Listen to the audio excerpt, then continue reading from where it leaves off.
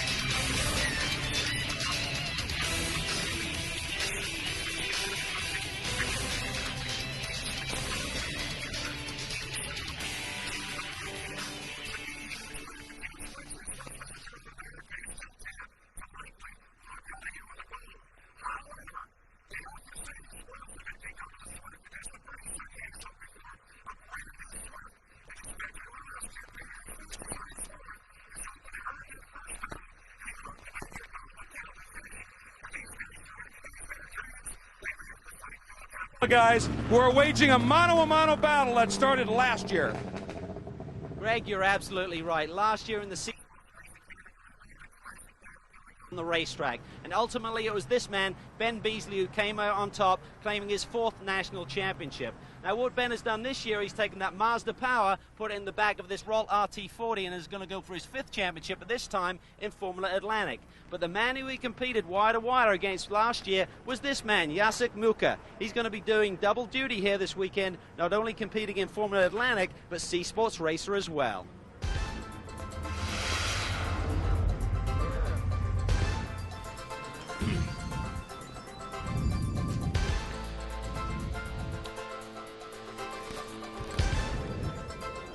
It is time for the Valvoline Runoffs, SCCA's national championship battle, and the fastest of all the cars on the track, Formula Atlantic, are about to set sail. Hi everybody and welcome to a beautiful Mid-Ohio sports car course. Had some rain this morning, looking better today, this afternoon certainly, and we are ready to go racing to determine the Formula Atlantic Championship.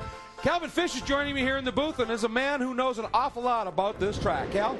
Well, Greg, this is certainly a very challenging racetrack, not only for the drivers, but the setup as well. Turns 1 here and turns 11, very fast, almost wide open in a Toyota Atlantic car. And as you come down this straightaway here, we've got the chicane is a little bit different now, so it's very important to get late on the brakes there into turn 2. Onto the long back straightaways. You come through the SSA, you need to be clean and tidy, and then the real critical corner is turn 9. All right, thanks very much, Calvin. Appreciate it. And it's going to be an awfully interesting race. Certainly going to be a very fast one. Let's meet our pit reporter, Brian Till. Well, guys, keep your eye on the number 4 car of Tony Kazmits. He's qualified 8th, but this guy has won the last 3 Formula Z-Tech Pro races at this racetrack. He also is the Formula Continental National Champion from the year 2000. He's got a handful of national event victories underneath him. Didn't qualify well, but the car has gotten better and better each session out. John Bizignano, what do you got? Well, Brian, as you well know, this is one of the classes in the amateur championships where a young driver, a young lion, can make a name for himself that might actually lead to a professional career. He can take a win at this particular event to any pro team and say, listen, I am capable of driving in the pro leagues. Watch these young lions trying to come through the field for the front. It could be the start of a great career. All right, thanks very much, gentlemen. And the field rolling off, let's give you the starting lineup. And a gentleman who's come close a couple of times has found the pole position. Keith Lively is up front. Rennie Clayton, what a story, as we've talked about. A huge wreck early. That car, they've been chipping away at it. And Ben Beasley, frankly, Calvin, I think Ben may be a little surprised that he qualified that well in this very experimental car. Well, he's done a great job making the transition over from C Sports Racer. He's won 4 championships there and has shown a lot of speed this weekend. Don't count him out for a gold medal. Absolutely not. As we see him make their way around, Lively in the blue car, you see Clayton running absolute sticker tires. So they're on a little bit different strategy here. Oh, and we have a car that is not starting. Let's get down to Brian Till. Tom Nastasi in his number 23 car. He qualified 7th. When they started the car up a little while ago to warm it up, it didn't sound quite right, and they actually had the side pods off, the body work. They did some work on the electrical stuff, but when they shut it down, it would not refire, and he sits on the grid with no power. All right, thanks very much. And the gentleman you talked about on the false grid, Kasmets, the problem he was having earlier in the weekend was they had some serious ignition problems in that engine, and it was just had a frequent high speed and constant miss. But obviously, they've been trying to sort that out. And if they got it right, Kasmets will be an absolute rocket from the back. He is one of the fastest drivers in the country in Formula Atlantic. Green flag coming up. Don't go anywhere.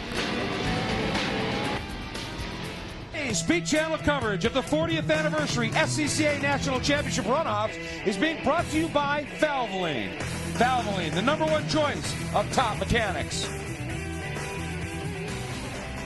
Welcome back, everybody, and they have Nastasi started up. The question is, how healthy is it going to be when he gets on the track? He, too, running sticker tires. And, Calvin, these cars on this track, so many variables. They've got the ground effects downforce, the wings for balancing the car.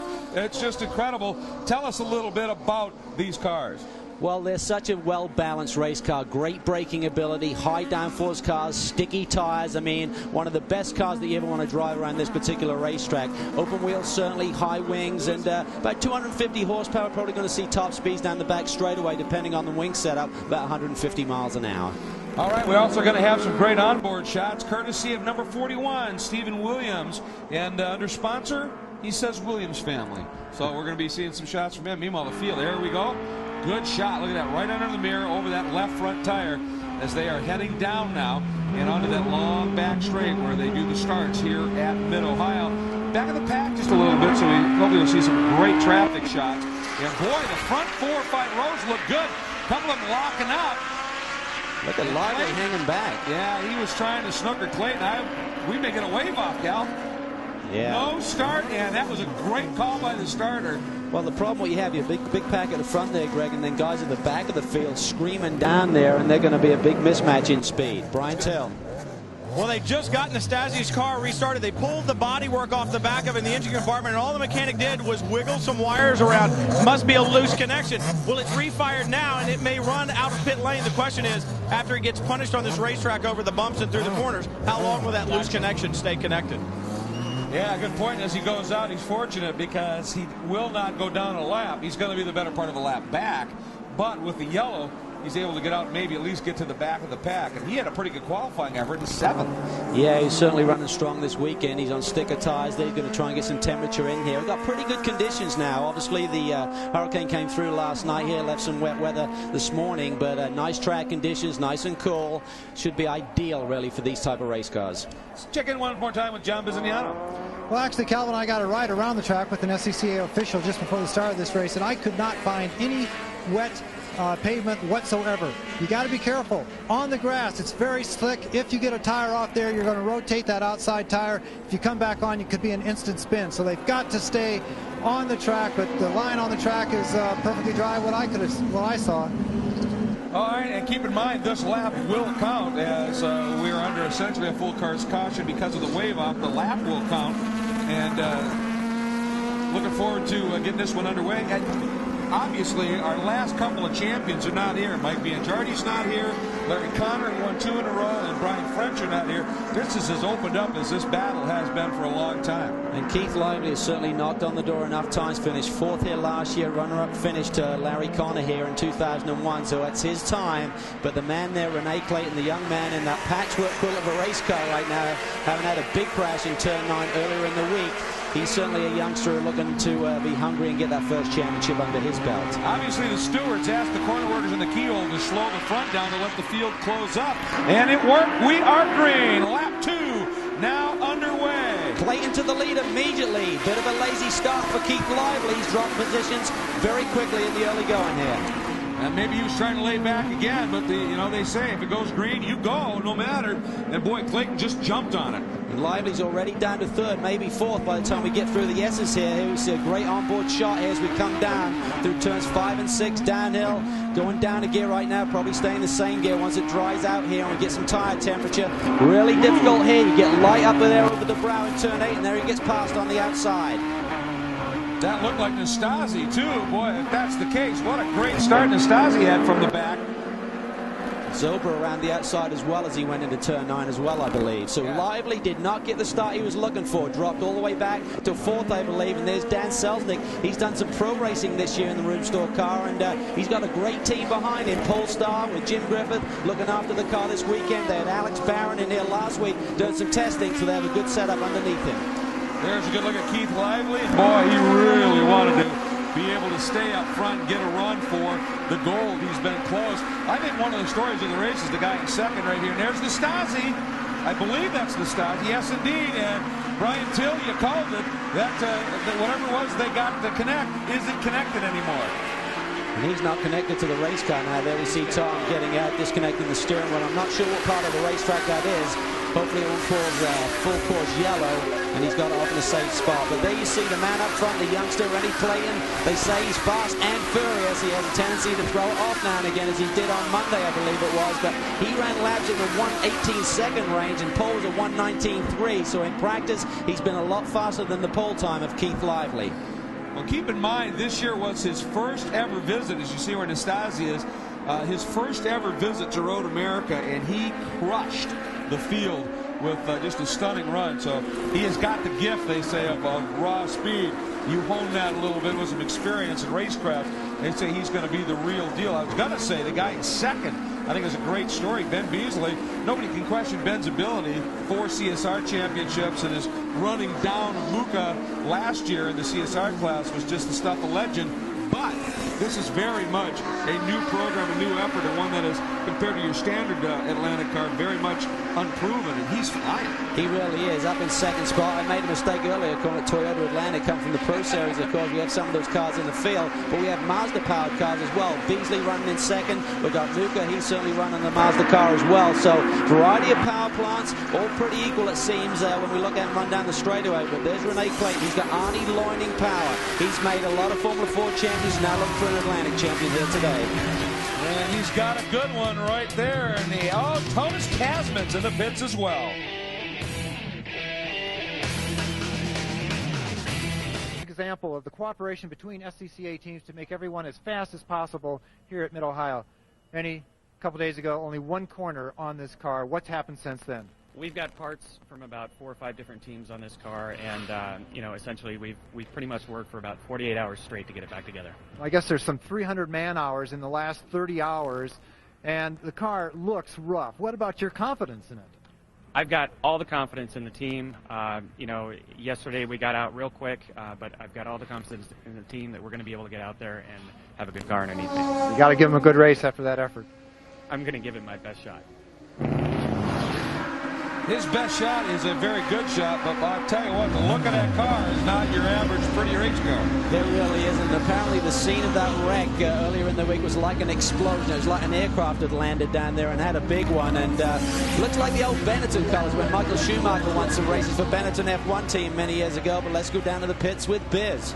Car number 4, Tony Kazmets, who qualified 8th, only circulated around the track twice, and there was an electrical problem. They took the back end of the car off the engine cover, and they reconnected 2 different wires that were just drifting around. So that was a very disappointing start for Tony, but right now the misfire that he came in with is gone. Hopefully they'll have him out of here in a few seconds.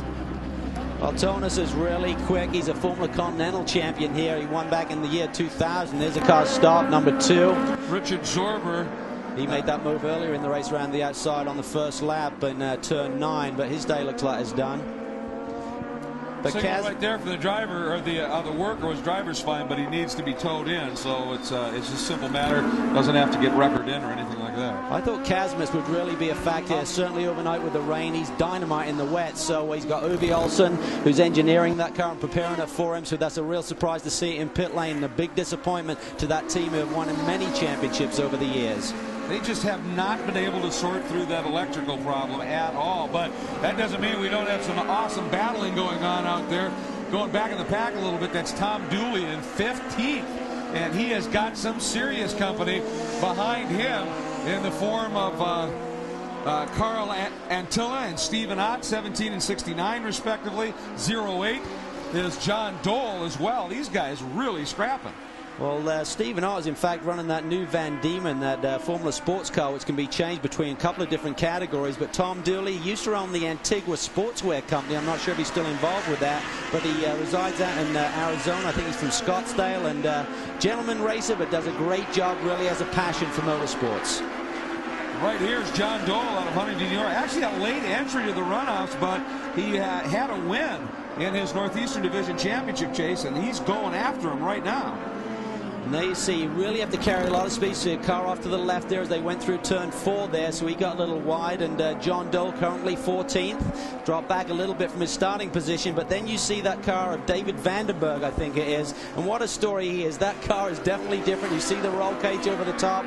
We did a story on him a couple of years ago, and that's a great battle for 12. He just drives the wheels off that thing. Oh, he does. It is ancient. That's an old Ralt RT4, which is just one of the very first of the ground effects Atlantic chassis. And the guy that he's going after is the number 41, our camera car, Stephen Williams. But Vandenberg, he said, I'm used to sedans. When I decided to go open wheel racing, he said, I put that roll cage on there just to make me feel comfortable. And he goes, I do, but he just drives that thing deep in, aggressive on the throttle, really goes after it. The problem is that right now you got the number 16 of Rennie Clayton, and you may have a little bit of a wing loosening up on the back of that car. We'll be following that. Here's your top 5.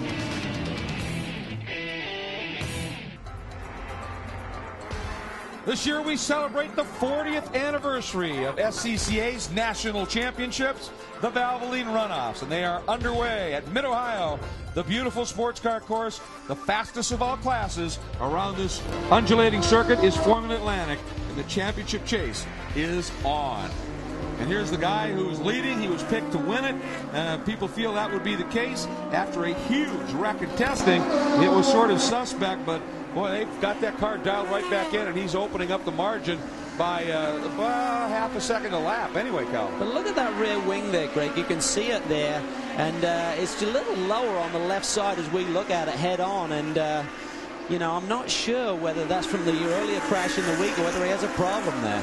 All right, there's number 55, once again, Tom Dooley, and he has dropped back a spot, actually a couple of spots, as he now sits back in the order.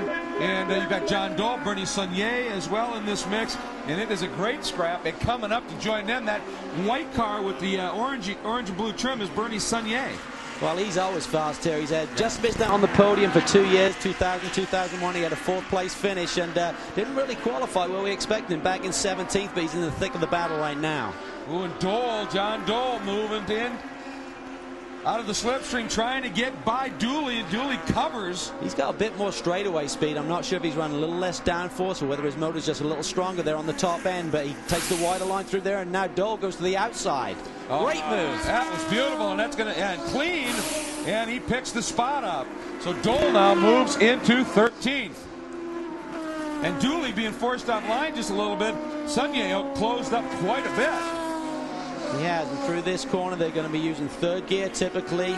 5-speed box in these cars, and then you see Saunier slipping to the inside. I'm not sure Dooley knew he was there. You don't expect to move on the right there as you set up for turn 11, and this is almost flat out in one of these Atlantic cars. A little more difficult in turn 1, but the top speed through there is almost the same. Bend left onto the main pit straight here. And Saunier moves over. Now you'll notice every once in a while it looks like maybe a little smoke coming off the cars.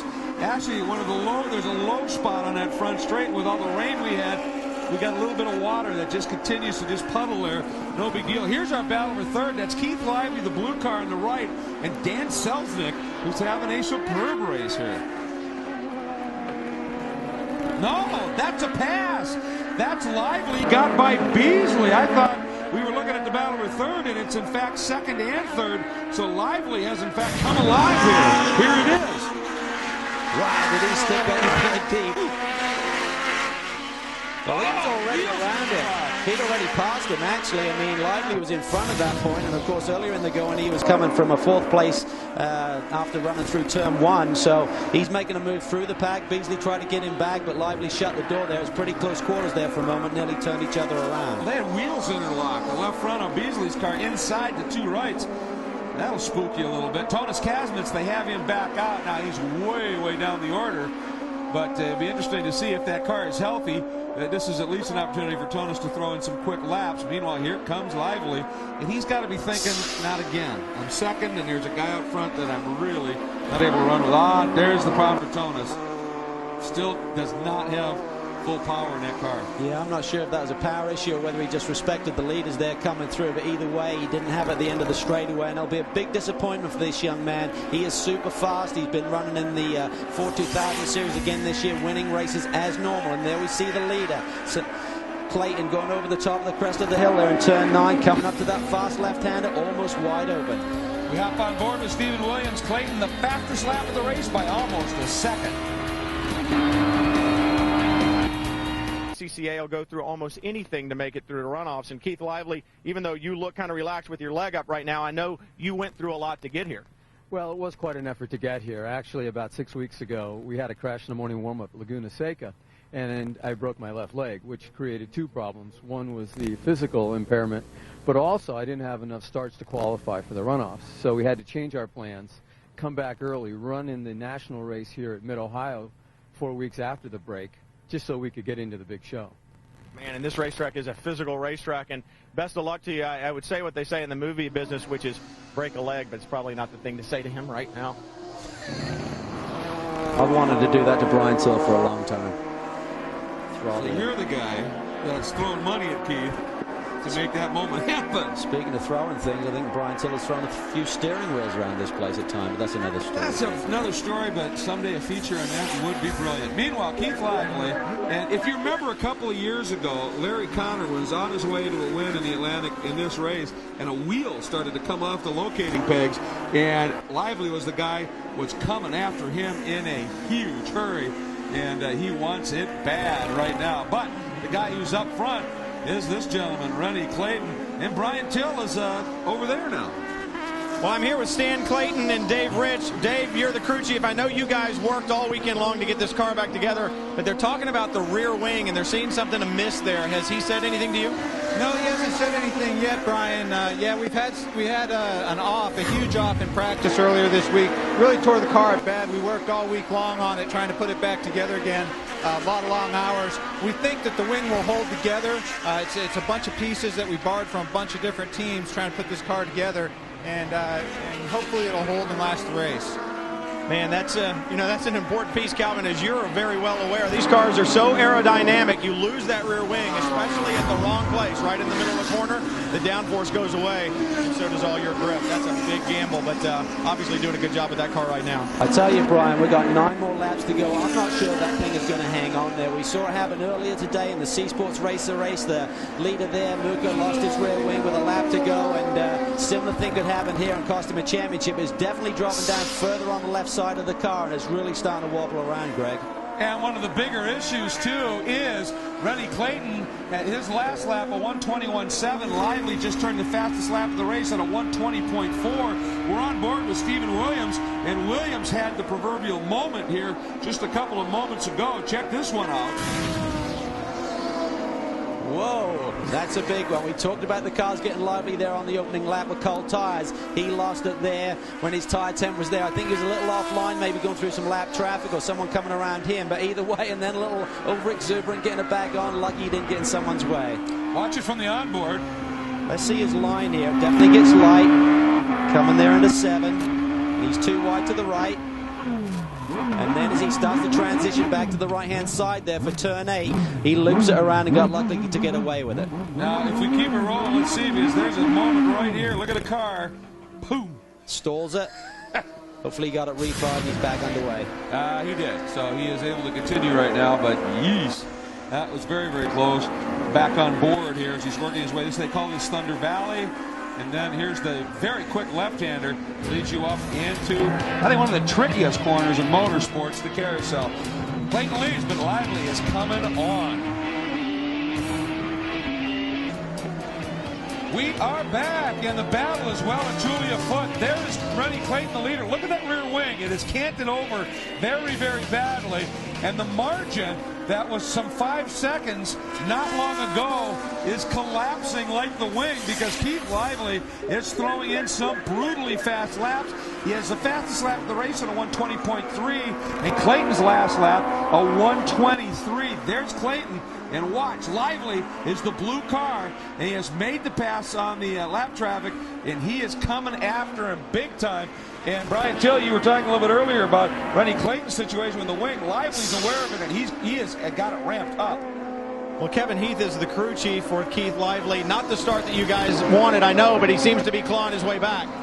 Well, we had to rebuild the car last night. Keith had a massive shunt yesterday, and in the beginning I think he was a little unsure of the car. Seemed to be getting into it, the tires are getting warm, and so it's going to get better from here onwards. I'm sure that you guys have noticed Rennie Clayton's rear wing seems to be collapsing. Are you passing that information along to Keith? Absolutely. You know, duct tape doesn't hold everything. Well, they're going to use every advantage they can. One of those advantages, guys, down here is spelled Motorola. Well, Kevin Heath, you notice the accent there. He actually used to work on a guy called Wayne Taylor, who's won sports car championships, very popular here in the States. He used to be his mechanic. But for Keith Lively, if he does get on the tail of Rennie Clayton, he needs to make it stick early. Because remember, a couple of years ago, we talked about it. We had Larry Connor, his car, ailing in the final moments, and Keith Lively didn't pounce. He was really catching him on the final lap. But I think if he gets close, even with 2 or 3 laps to go, if there's an opening, he needs to go for it. I thought he sounded a bit South African. Yeah, he's not from around here, Greg. No, not from these parts. I'll tell you, Clayton has upped the ante a little bit, though. He just turned the lap at a 1:20.9. Still not as fast as Lively's been lapping, but Clayton has upped it a little bit. He may have just eased off, trying to keep that wing intact a little bit, but he's hurting. Yeah, but the fact he's now running back under the 21 barrier there is really an indication that he does still have a decent race car. I mean, that wing at that angle is still going to develop downforce. Obviously, if it falls off and he loses the rear element, that's going to be a big factor. But let's see what happens here. There's Williams off the road again. Camera car, and he's pulled off, and it looks like he's parking. Here's what happened. Turn 1, gets out wide, hits the curb, and goes airborne, goes sailing. Whoa, look at that! Like a dune buggy. Well, that will damage the underside of these very sensitive cars. And it crosses the chicane that's not used anymore. It just stops it. But he gave him some great looks while he was running. He did. I think we saw Dario Franchitti do that here a couple of years ago in the Champ Car race, and looks pretty smooth. He didn't get that kind of air, though. No, I don't think he did. That was pretty impressive. That was about 45 degrees there. All right, less than 5 laps to go in this one, so we're closing in on it. That's been a busy corner worker. Clayton's last lap, again, a 1:20.9. And Lively Lively just now set fastest lap of the race at a 1:20.310. A 3.5 second lead right now, and we've got 5 laps to go. So at this pace, he's picking up about half a second a lap. It's going to be really tight as we get down to the final laps. Well, you have to admit, in this scenario, with the car coming apart, fearlessness is what's up. For ways to get their members more involved with racing. One of the best ways to do that is to save money, make things more cost effective. And so they got together when they were looking for an entry into the Formula Car class. They got together with Van Diemen and came up with what they call Formula SCCA. A lot of the cost savings in this car come from the suppliers that supply the parts for it. Hoosier Tire has come up with a tire that competitors can run for 3 weekends in a row, and that saves immensely on tire bills. Mazda has produced an engine very unstressed that produces a very reliable 170 horsepower, capable of producing speeds close to 150 miles an hour. Right now it runs in the Formula Atlantic class, but once there are enough out there, it'll run in a class of its own, Formula SCCA. For $27,500, you can have one of these. The nice thing about it is you can run it as an Atlantic car one day, put the optional body panels on, and run it as a C Sports racer the next. And that is something that SCCA and SCCA Enterprises have been very good at. And there is Stephen Ott. So it's not just a concept. It has been applied, and it is a real-world application. And he's going pretty good. He really is. And Van Diemen, of course, been so successful in the junior formula over the years. I ran their cars for a number of years back in the early 80s and Ford 2000. And here you see, I think he's got a faster car coming up behind him, gives him the point by. But what value to be able to run that sort of car for under $30,000. That's amazing. Oh, it's phenomenal, and have options as well as to what class you're going to run. Brian? Well, the other thing that you really need to keep in mind, too, is, the car is not that competitive right now in Formula Atlantic. But the thing you got to keep note of is once there are enough of these cars out there, they will run in their own class, Formula SCCA. So what you're seeing, just the fact that it can compete as well as it is right now, is pretty impressive. And when they get a bunch of them out there, the racing, man, it should be great. And like you said, Calvin, for under 30 grand, they signed me up. Yeah, really, I'll take one too. It's the battle for sixth. As Jacek, I mean, he came so close to a gold medal earlier today in C Sports Racer, right down to the final corner, but he's having a good run here in sixth position in a good battle. That's number 34 of Tony Lanuski. And they let you handle that. I heard the pause. I figured, he's going to make me fall on the sword. But they come in here, and this is a great scrap, as you said, for the sixth spot. And getting back to what Brian was saying about that SCCA Enterprises and the Formula SCCA, SCCA had this idea once before. It was called Spec Racer. And they ended up with 50-car fields and almost 1,000 of them being running around the country. The scary part is develop the talents of Dorsey Schrader, and we don't need another Dorsey around. Well, and look where it took him. Oh, pretty well, actually. Rennie Clayton is coming out just about a little over 2 laps to go, and he's still out front. Welcome back to Mid-Ohio. The Formula Atlantic National Championship chase is winding down, but Rennie Clayton is winding it up. And what I was getting to a little bit earlier is sometimes when you got a wounded car, you want a guy with experience who can nurse it along. But in this situation, you want a guy with car control who's fearless, because you've literally right now just got to throw that thing around. Wing, though. Oh, it is. Look at that wing. That is definitely getting worse as these laps wind down here, and he gets a little wide there, going through the fast right-hander at the end of the straightaway. That's a pretty fast corner. He's dirt tracking it a little bit there, up over the crest of the hill. He just needs to keep it clean, because Lively is coming. He seems to have about half a second typically per lap on Renee here, and there you see he's run a little wider line. That gets you in a better track position for the entry for 9. Oh, and he spins it! There you go, boom! Oh, and he was going after him, though. It's gone away once again for Keith Lively. Look at that. He is angry and upset, but there's no question he was pushing. He knew he had to up the ante a little bit more, and it just was too much. He came in there, Greg. The line looked perfect, and then he must have just gone the power a little too early, and maybe the track is still damp there offline, and just turned it around, and that's an unforgiving corner there. You're going to hit the tires. Especially when you hook across like that. Now watch it again here, Calvin. See the car still stationary. Here comes the replay. Down into 9. Downshift is done. Back on the power, and it starts to get wide. He gets off that concrete patch, and then he's on the power and just out wide there. Little greasy still. Turns it around. Big damage to the rear end of that race car. But most importantly for Keith Lively, his hopes are over for a gold medal this year. So all the concern about the leader's wing, and it was the sight of that leader's wing that maybe pushed Lively just a little bit too far. Yeah, I mean, he was getting anxious. You could see that he was pulling that gap in on Renee Clayton, and his leg looks healthy now. He hopped over those tires okay, but maybe just the adrenaline is flowing. He realized he was on the verge of a national championship.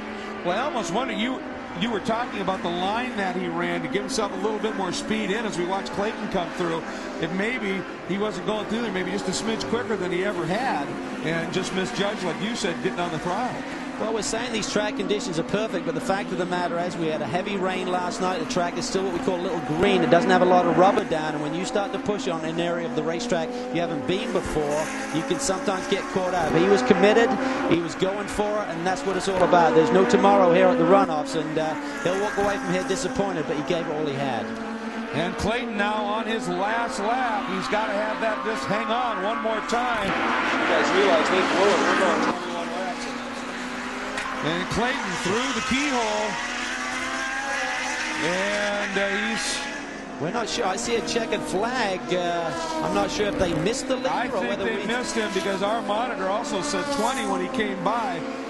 So, and it is the second place. Dan Selznick came up, and on the last got lap, around Beasley. Yeah. Something happened there to Beasley, because he had a nice gap over Dan, but still Beasley walks away from the Runoffs with another medal in his pocket. He was looking for a gold. He takes the bronze, but what a performance by Dan Selznick. That's something else coming through. That Polestar team did the work for him, put a good car underneath him, and as I mentioned earlier, Alex Barron did some testing and gave him the setup, and Dan made it happen today. That's a tremendous performance by Dan.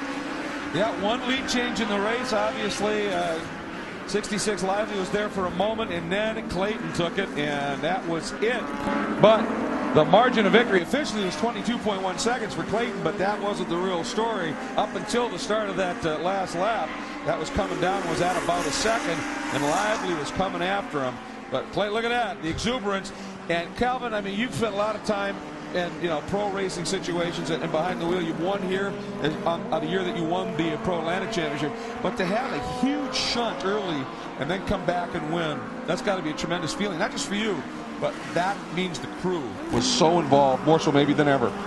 Well, that's what it's all about at the Runoffs. I mean, these are not professional race teams. Typically, you're really having your friends, family sometimes, and certainly race teams as well, trying to pick up the pieces, put it all back together. He didn't show the speed again that he had last weekend in testing, but he had enough to put it on the front row, and then just a tremendous performance. He got the jump at the start, took off, then he had to deal with the rear wing. I'm sure he was feeling that in the race car. He didn't have the same balance in the car that he had in the early laps, but just a tremendous performance by this young man, and maybe we'll see him in the pro racing ranks. He certainly has the speeds. Let's check in with John Bizignano. Well, right now we have some very happy crew people down here with the winner of this race. We talked to you earlier. It was worth the work.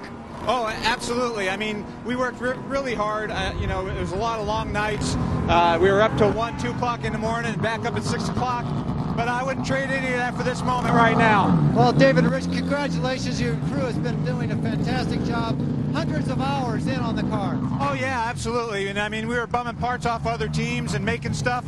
And, I mean, there was times we didn't think we were going to be able to do it. Other people didn't think we were going to be able to do it. But we persevered, and we stuck by our guns, and we pulled it off. Stan Clayton, your feelings right now? Well, I'm just ecstatic. This is exactly what we set out to do after we got third place last year. I know Rennie wants to move on to a better formula, perhaps in Europe, and this is what he needed as a crowning touch to launch his career from here. And we're just ecstatic. Congratulations, Brian Till. Well, Sid Crane is the crew chief for Dan Selznick, and I know that they worked hard all weekend long, and you had to like what you saw taking place in front of you. Yeah, Dan did a great job. Actually, the last 2 weeks, he's worked really hard.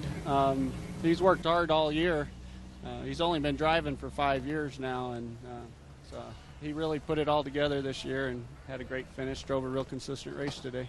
And the rear wing of Rennie Clayton, I know you guys had to be looking at it really close, especially after Lively went away. Yeah, we just didn't have enough time. Kept hoping for it to loosen up a little bit more, but maybe next year.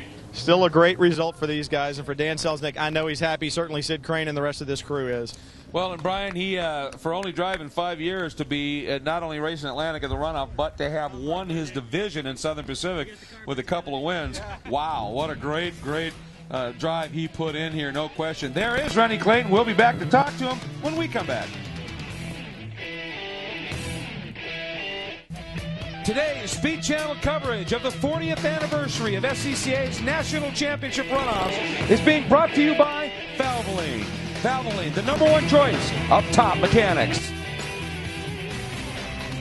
It was an interesting race, and here is your top 5. Clayton, Selznick, Beasley. What a remarkable story for the bronze. Wilcox and Jacek Muka in the top 5. Well, we said it was interesting, and Biz is going to find out just how much. Well, I'll tell you, they came so close to disaster here. This wing only had a couple laps left in it. You can see the rest of the body work up here also with some very loose seams here. Look down here. My gosh, all that downforce coming through this hole. That had to be a heck of a situation for you, Rennie. Congratulations on a championship. I told you had to perform after all that work, and you did it. Absolutely, John, and I really have to thank everybody. Here comes Dad with the medal. We've got parts from about 4 different Atlantic teams on this car, and it has literally just been a complete overnight, week-long thrash without much sleep. What about the drive itself? I was just trying to push as hard as I could in the first half of the race. I felt the wing going down kind of midway through, and then the front tires started going away, so I was just kind of trying to nurse it from there. And I saw Keith Lively coming up. He was a lot quicker, so I knew it was going to be a fight right towards the end until I saw him spin off behind me. Okay, you're looking in that rearview mirror. You see the wing getting worse and worse. You're going into corners at 130 miles an hour. What's in your head when you're doing that? Turn the wheel and hope it stays on. Congratulations on one of the best victories, certainly of your career. Thank you very much, sir. Absolutely no question. Look at the relief. just that big sigh. I think he realized that he was very, very fortunate that he had one dedicated crew behind him and that car held together. But there is no question, Calvin, this kid can drive. Absolutely. Tremendous performance. A lot of pressure on this young man to be leading a national championship with a wounded car, not to make a mistake with a man coming on fast. You want to push the pedal a little bit louder, but he certainly had a bit of a gap there. Who knows whether Keith Lively would have caught him, but it would certainly been tight if Keith hadn't had the crash. Absolutely. Keith, by the way, we'll show you full field results in just a little bit. He ended up very unfortunate and untelling 19th, but he did get fast lap of the race, so some consolation for him. But for a guy who's been close a couple of times and has a couple of medals, but not that shiny gold one, that's not enough, man. It hurts. It really does. It's painful, but his leg's been in pain for the last couple of months, but Keith will come back. He realizes that he has the speed to win one of these gold medals, so hopefully we'll see him back next year, and it will happen. Rennie's going to fire it up, and they've now given him the flag, and he'll put that helmet on and put the lap belt on, and then he will set out on one of the truly most honored of all traditions here at the Valvoline Runoffs, and that is the lap of honor as a national champion with the flag. That's a special moment, but he is so lucky that David Hobbs isn't here, Greg, because David, with his eyesight, he normally calls the cars by colors. He'd have had problems with that car today. He would have probably been calling it Schumacher because of that Benetton-ish kind of look. And there's number 23. Boy, I tell you, what a long day for Tom Nastasi. And as he's driving down into the pit lane here, he's probably thinking, oh, sure, it's running now. Yeah, that's right. That is frustrating, not only for him but his crew as well. There is so much effort. They burn the midnight oil to be here, and then throughout the week, and then to have the car struggle, on the pre-grid and through the early laps. That's a tough break for that team. Yep, perhaps one of the most fulfilling moments in a career here to win this and to win it through some adversity. But a guy who had a great drive is standing by with Brian Till.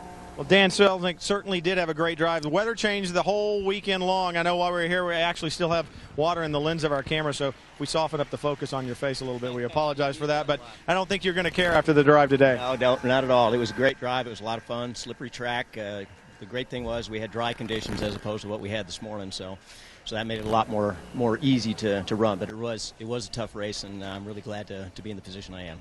How green was the racetrack after all the rain we had? From my perspective, real green, but there were guys who were going faster than I was, so obviously I didn't pick up the pace as good.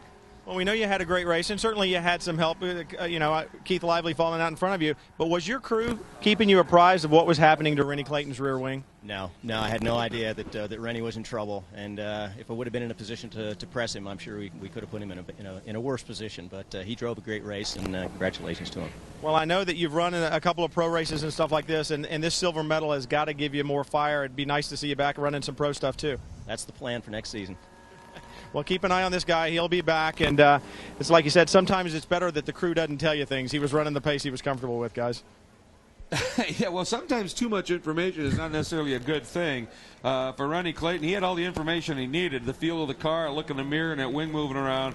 And I tell you, fearlessness, bravado, and obviously an awful lot of talent.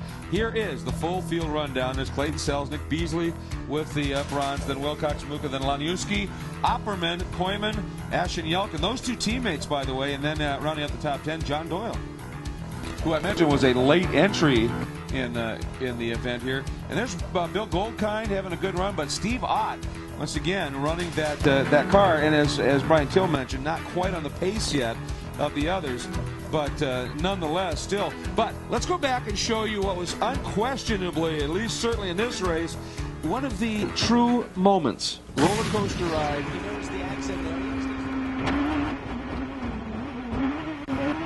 Look at that. Still on the gas. That's a racer for you. On the power hard. Well, why lift? You're either going to go slow, or you're going to brake, or you're going to get back on the track. So he parked it. He found out he had a problem, and that was the end of the day for our onboard camera. But boy, he gave us some spectacular shots. Let's head back down to the pits. Third place, the bronze medal. Well, we're used to seeing Ben Beasley stand down here. We're used to seeing this yellow car, but I can see the wheels on this one. Yeah, it's a formula car. The sports racers we've had a lot of success with, and we just decided to try something a little more competitive and try our hand in the Atlantic class. And for first year, we're pretty happy. You know, we lost second and third gear out there, but the cars stayed together. The Cometa gasket, Redline Oil, Hoosier, Mazda Motorsports, number 47, held in there good for me. noticed you guys had a little bit of a gear problem? Oh, yeah. About midway on, I just could not find second and third gear, and it just killed me. You know, that'll always hurt you down these long straightaways at Mid-Ohio. You got to get out of the corners, guys. Yeah, need a little launch. And there is Keith Lively. Look at the leg braced up. And I'm guessing, look at that face. He's feeling it. He's upset. But fast lap, and he knows that he probably could have done it. And I don't know how much consolation that is, but you got to take it. SpeedTV.com, online. All your motorsports information for Calvin Fish. For Brian Teller, for John Bizignano, thanks for joining us here on Speed Channel. There is your Formula Atlantic National Champion. Speed Channel presents the All-American Thanksgiving.